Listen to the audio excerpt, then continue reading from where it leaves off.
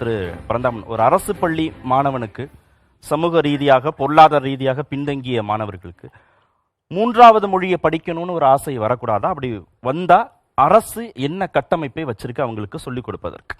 மூன்றாவது மொழியை படிப்பதுன்றது அது எது அப்படிங்கிறத இன்னைக்கு ஒன்றிய அரசு பின்வாங்குது. இந்தி நேரடியாக சொல்லிக்கிட்டு இருந்த இவங்க இன்னைக்கு 22 மொழிகளில் எது வேணால் படிக்கலான்னு சொல்லிட்டு இப்போ ஒரு பேக்டோர் என்ட்ரிக்கு வராங்க. நான் ஸ்ட்ரைட்டாகவே கேட்குறேன், மூன்றாவது மொழின்றது என்ன? அறிவியலா, தொழில்நுட்பமா? எதை நோக்கி மூன்றாவது மொழியை நீங்கள் படித்தே ஆகணுன்ற ஒரு கட்டாயத்தை நீங்கள் வைக்கிறீங்கன்றது மக்களுக்கு அது தெளிவுபடுத்தணும். மொழி எல்லாரும் படிக்க வேண்டியது தான். யாருக்கு எந்த மொழி வேணுமோ அந்த மொழியை படிச்சுக்கலாம். அதில் யாருக்கும் எந்த விதமான மாற்று கருத்தே கிடையாது. தமிழ்நாட்டில் இருக்கக்கூடிய யார் ஒருவரும் எந்த அரசாங்கங்களும் எந்த மொழியும் படிக்கக்கூடாதுன்னு சொல்லி சட்டம் போடலை. ஆனால் ஒன்றிய அரசு மட்டும்தான் நீங்கள் இந்தியை கட்டாயம் படிக்கணும், அதை படித்தாதான் உங்களுக்கு நாங்கள் சலுகை தருவோம், சட்டப்படி அரசியலமைப்பு படி கொடுக்க வேண்டிய நிதியை கூட நாங்கள் ஒதுக்குவோம்னு சொல்கிறதுல தான் அவங்களுடைய எதேச்சி அதிகார போக்கு அங்கே இருக்குது. இப்போ ரெண்டாவது ஸ்ரீராம் சேஷாத்ரியுடைய அவங்களுடைய வாதத்திலையும் சரி, இல்லது சீனிவாசன் சாருடைய வாதத்திலையும் சரி, ரெண்டுமே கம்பைண்டாக ஒரு விஷயத்த சொல்லணும். இப்போது எந்த இடத்துலையும் அரசியல் சாசனத்தில் இருமொழி கொள்கையை பற்றி சொல்லலை. பட் ஃபேராக சேஷாத்ரி சார் அது மும்மொழியும் பற்றியும் சொல்லலை அப்படின்னு சொல்கிறாங்க. அப்போ மும்மொழியும் பற்றியும் சொல்லலைன்னும் போது எதுக்கு அதை பிடிச்சி தொங்கிக்கிட்டு இருக்கீங்க? இன்னொன்று, இன்றைக்கி மாண்புமிகு பள்ளிக்கல்வித்துறை அமைச்சரை அவருடைய கார்டை பார்த்தே நான் புரிஞ்சுக்கிட்டேன். இன்றைக்கி 1:30 மணிக்கு அந்த விவாதம் முடிஞ்சு போச்சு, எங்ககிட்ட தேர்ட் லாங்குவேஜ் சொல்லி கொடுக்குறது அளவுக்கு டீச்சர்ஸ் இல்லை அப்படின்னு சொல்லி அவரே ஒப்புக்கிட்டாரு அப்படின்னு சொல்கிறாங்க. ஆக்சுவலாக அந்த பேட்டியை நீங்கள் முழுமையாக பார்த்துட்டு, நீங்கள் கார்டை பார்த்துட்டு கதை சொல்கிறீங்க.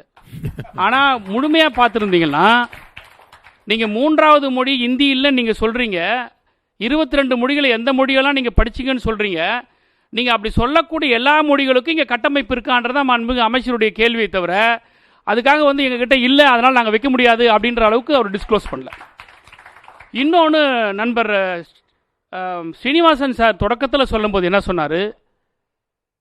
இந்தி பேசுகிற மாநிலங்களினால அந்த மொழிகள்லாம் அழிஞ்சிருச்சா, எங்கே அழிஞ்சுது அப்படின்னு ஒரு கேள்வி கேட்டார். அப்படி கேட்டுட்டு தொடக்கத்தையே சொல்லும்போது உத்தரப்பிரதேசத்தில் இன்றைக்கி ஹிந்தி பேசுகிறோம், பீகாரில் ஹிந்தி பேசுகிறோம் அப்படின்னு சொன்னார்.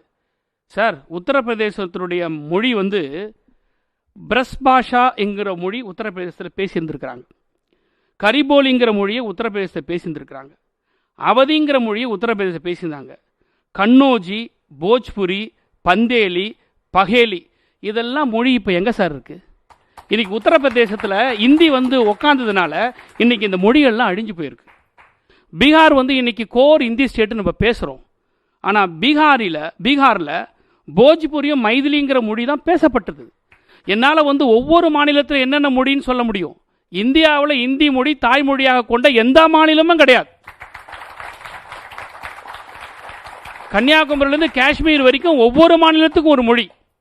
இங்கே நம்முடைய ஜெகத் கஸ்பர் ஐயா சொன்னது போல், சகோதரி அருள்மொழி அவங்க சொன்னது போல், சமஸ்கிருதம் ஆளுகைக்கு உட்பட்ட பிறகுதான் இந்த மொழிகள்லாம் சிதைவிழுந்து இன்றைக்கு வெவ்வேறு மொழிகளாக பரிணமிச்சது. ஃபார் அன் எக்ஸாம்பிள், தமிழை எடுத்துங்க. விடுதலை பெறுவதற்கு முன்னாடி இருந்த தமிழனுடைய கையாடல், சொல்லாடல், மேடையில் எப்படி இருந்தது என்பது உங்களுக்கு எல்லோருக்கும் தெரியும். அரசாங்கத்தில் கோப்புகள் இன்றைக்கி நம்ம சொல்கிறோம், அன்றைக்கி தஸ்தாவேஜுன்னு சொன்னாங்க. அந்த தஸ்தாவேஜை கோப்பாக மாற்றியது திராவிட இயக்கங்கள், தந்தை பெரியார், பேரறிஞர் அண்ணா. அதுக்காக இவங்க தான் அந்த கோப்பை கண்டுபிடிச்சாங்க. இல்லை, இந்த கோப்பு ஒளிஞ்சுக்கிட்டு இருந்தது எங்க சமஸ்கிருதத்துக்குள்ள. ஆனால் இதை வெளியே கொண்டு வந்தது திராவிட இயக்கங்கள். அப்போது இந்தி வருவதால் ஒரு மொழி அழிந்து விடுமா அப்படின்னு கேட்கும்போது, இந்தி வந்ததால் சுயமொழிகள், தாய்மொழிகள் அழிந்திருக்கிறது என்பதற்கு என்னால் இவ்வளோ பட்டியலிட்டு சொல்ல முடியும். ஆங்கிலத்தை வரவேற்று இருக்கிறீங்க. இந்தியாவில் பல பேர் பேசக்கூடிய இந்தி மொழி மட்டும் தமிழ்நாட்டுக்குள்ளே வந்துடக்கூடாதுன்னு ஏன் நினைக்கணும்னு கேட்க. இந்தியாவில் என்ன சார் பிரயோஜனம்? நான் ஸ்ட்ரைட்டாகவே கேட்குறேன், இந்தியாவில் என்ன பிரயோஜனம்? இந்தி படிக்கிறதுனால எனக்கு என்ன லாபம்? இன்றைக்கி நான் தமிழ் என்னுடைய தாய்மொழி, ஆங்கிலம் இட்ஸ் யூனிவர்சல் லாங்குவேஜ். இதை நான் படிக்கிறதுனால இன்றைக்கி உலக அளவில் நான் எங்கே வேணால் போகலாம். நான் இந்தி படித்து எங்கே போக போகிறேன்? இந்தி படித்து வடநாட்டுக்கு நான் வேலைக்கு போக போகிறேன்னா, வடநாட்டில் எனக்கு ஒரு வேலை கிடைக்குமே ஆனால் நான் அந்த இடத்துக்கு எங்கே போகிறேனோ அந்த மொழியை நான் கற்றுக்க போகிறேன். இன்னைக்கு வந்து வடநாட்டில் பல்வேறு இடங்களில் தமிழர்கள் வேலை செய்கிறாங்க. இன்ஜினியராக இருக்காங்க, ஸ்டாக் மார்க்கெட்டில் இருக்கிறாங்க, இல்லைனா வந்து தொழில் செய்கிறாங்க, வணிகம் பண்ணுறாங்க. ஏன் தமிழ்நாட்டிலேருந்து திருப்பூரில் இருக்கக்கூடியவங்க கோயம்புத்தூரில் இருக்கும், தினமும் குஜராத்துக்கு ஃப்ளைட்டில் போகிறவங்களாம் இருக்காங்க. போய் அங்கே போய் துணி வாங்கிட்டு வராங்க. எல்லாம் அழகாக ஹிந்தி பேசுகிறாங்க. ஸோ ஒரு மனிதனுக்கு எப்போ தேவையோ அதை நம்ம கற்றுக்கிறதுக்கான வழிமுறையை பார்ப்போமா, இல்லை அவன் தலையில் கல்லை தூக்கி வைக்கிற மாதிரி இதை வச்சுக்கிட்டு தான் நீ நடக்கணும்னு சொல்லுவீங்களா? எனக்கு ஒரு கேள்வியை மட்டும் எனக்கு ஒரு பதிலை மட்டும் இவங்க எல்லாமே சொல்லணும். ஹிந்தி படிச்சாகிறதுனால என்ன பிரயோஜனம் ஒருத்தருக்கு? சார் இப்போ வந்து ஒரு ஏஐ தொழில்நுட்பம் வந்திருக்குது, இதை படிங்கன்னு சொல்லுங்கள், நாங்கள் படிக்கிறோம். இல்லை வந்து இது விஞ்ஞானத்தை வந்து ரொம்ப அபிவிருத்தி பண்ணி இப்போ கொண்டு வந்திருக்கிறோம், இதை படிங்கன்னு சொல்லுங்கள், நான் படிக்கிறோம். சார் இருமொழி கொள்கை படித்ததுனால தான் சார் விண்வெளிக்கு ராக்கெட்டை விட்டோம். மும்மொழி கொள்கை படிச்சதுனால தான் ஏசி கம்பார்ட்மெண்ட் உள்ள ரயில் அடிச்சு உடைக்கிறாங்க. இதுலயே வித்தியாசம் தெரியுது உங்களுக்கு. ரெண்டாவது வந்து இன்னைக்கு புதிய கல்விக் கொள்கை 2020 முக்கியமான ஒரு கோர் அஜெண்டா என்ன தெரியுமா சொல்றாங்க? 2030 இந்தியாவினுடைய உயர்கல்வியினுடைய விகிதத்தை நாங்கள் 50% கொண்டு போக போறோம்ன்றாங்க. ஆல்ரெடி தமிழ்நாடு 50% வந்துருச்சு சார். இந்த மும்மொழி கொள்கை இல்லாமே தமிழ்நாடு 50% வந்துருச்சு. இன்னொன்று 34 போராட்டம் இல்லை, 38 போராட்டம் வேற, 65 போராட்டம் வேறன்னு சீனிவாசன் சொன்னார்.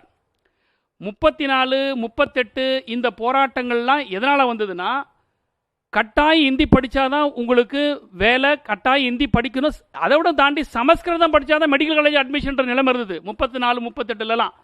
இதெல்லாம் வந்து திராவிட இயக்கங்கள் வந்த பிறகு தான் நீங்கள் இல்லை நீங்கள் தலையாட்ட வேணாம். 20s மெட்ராஸ் மெடிக்கல் காலேஜில் சமஸ்கிருதம் படித்தாதான் மெடிக்கல் காலேஜ் அட்மிஷன் ஒன்று இருந்ததா இல்லையா?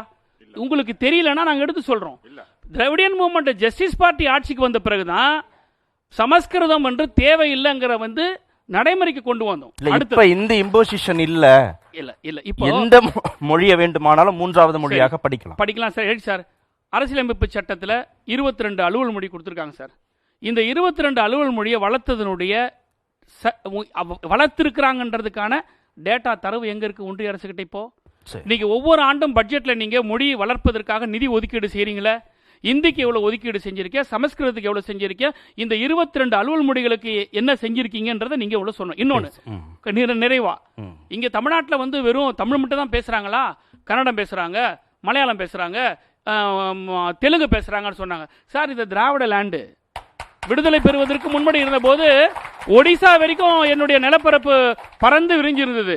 இன்னைக்கு மொழிவாரி மாநிலமா பிரிக்கப்பட்டதுனால இன்னைக்கு அது சுருங்கி தமிழ்நாடு, ஆந்திரா, கேரளா, கர்நாடகா இருக்குது. உருது படிக்கிறவங்க விரும்பி படிச்சுக்கலாம்னா கர்நாடகா பக்கத்தில் கன்னடம் படிக்கிறதுக்கு கவர்மெண்ட் ஸ்கூல் இருக்கு. திருவள்ளூர் மாவட்டத்தில் சித்தூருக்கு பக்கத்தில் அந்த மாவட்டத்தில் அட்ஜஸ்டன்ட் இருக்குல்ல, ஆந்திராவை ஒட்டி இருக்கிற எல்லை பகுதினால தெலுங்கு படிக்கிறதுக்கு தமிழ் ஸ்கூல்ல வழி இருக்கு. அதே மாதிரி வந்து உருது படிக்குவதற்கு தாய்மொழிக்கு வழி இருக்கு. இதுதான் தமிழ் இருமொழி கொள்கையினுடைய அடிப்படை. யாருக்கு என்ன மொழி படிக்கணும்னு விரும்புறாங்களோ அதை நாங்க கொடுக்கிறோம். இல்லைன்னா நாங்க தமிழ்நாட்டில் இருக்கீங்க, இதெல்லாம் அரசு பள்ளியிலே இருக்கா? இருக்கு. கர்நாடகாவில் ஒட்டி இருக்கக்கூடிய கிருஷ்ணகிரி மாவட்டத்தில் அரசு பள்ளிகள். ஏன் என்னுடைய எழும்பூர் தொகுதியிலே உருது பள்ளி இருக்குங்க. ஏன் முஸ்லிம்ஸ் நிறைய பேர் இருக்காங்க, உருது பள்ளி இருக்கு. உங்களுக்கு உருது மட்டும் தாங்க உருத்தம், உங்களுக்கு உருது மட்டும் தான் உருத்தம். ஏன்னா உங்களுக்கு உருது மட்டும் தான் உருத்தம். இல்ல அவர் என்ன கேக்குறாருன்னா தமிழும் இருக்காங்கன்னு கேக்குறாரு. முதல் கட்ட கருத்துக்கு நாங்க வந்து நீங்க பேசும்போது ரொம்ப அமைதியா இருந்தோம். இது எவ்வளவு ஃப்ரஸ்ட்ரேஷன் பாருங்க இவங்களுக்கு. இதுலயே இவங்களுடைய பதட்டத்தை தெரியுது. நான் என்ன கேக்குறேன், பொய்யா நாங்க பேசுறேன். சட்டமன்ற உறுப்பினர் வந்து பொய்ன்னு நம்ம சொல்ல வேண்டாம். நான் என்ன சொல்ல வரேன்னா, அங்க இல்ல ஒரு கிளாரிபிகேஷன், அங்க வந்து ஆங்கிலம் உருது மட்டும் இருக்கா, தமிழும் இருக்கா? தமிழ் இருக்கு சார். சரி, தமிழ் இருக்கு சார். தமிழரா இருக்கிறவன் தமிழ் தாய்மொழி எடுத்துக்க போறான், உருது தாய்மொழியா இருக்க உருது இங்கிலீஷ் எடுத்துக்கிறான், அவ்வளவுதான் விஷயம். சரி, ஓகே.